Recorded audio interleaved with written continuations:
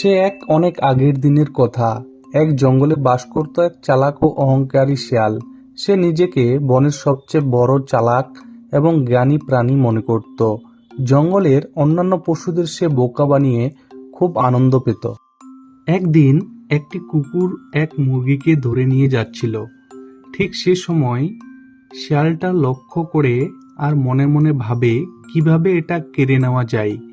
এরপর সে কুকুরটিকে মিষ্টি গলায় ডাকতে লাগলো। ওহে কুকুর ভাই, কোথায় যাচ্ছ?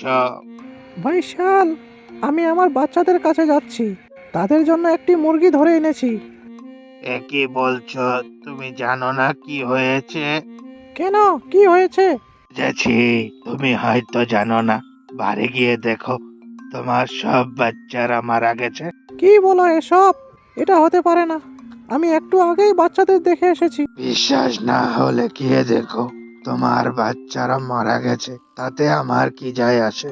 এ কথা বলার সঙ্গে সঙ্গে কুকুর মুরগিটাকে ফেলে দৌড়ে বাড়ির দিকে চলে গেল। আর শিয়াল আস্ত মুরগিটাকে একা একা খেয়ে ফেলল। বাড়ি গিয়ে দেখলো তার বাচ্চা তো ঠিকঠাক রয়েছে। সে মনে মনে ভাবলো শিয়াল তাকে বোকা বানিয়েছে। সুযোগ পেলে সে শিয়ালকে উচিত শিক্ষা দিবে। কয়েকদিন পর শিয়াল গভীর বনের মাঝখান দিয়ে হাঁটছিল। হঠাৎ সে দেখতে পায় নদীর ধারে কতগুলো কুমিরের বাচ্চা খেলা করছে।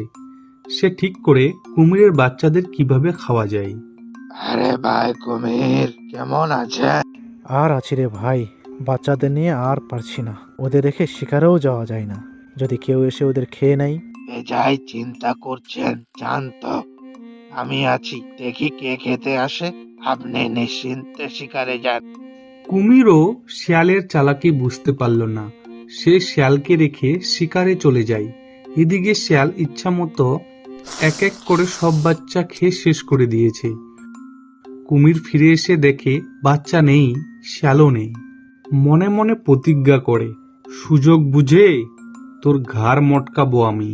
শিয়ালের চালাকিতে অতিষ্ঠ হয় সব পশুরা। এইভাবে সবাই এর প্রতিশোধ নেওয়ার প্রতিজ্ঞা করে।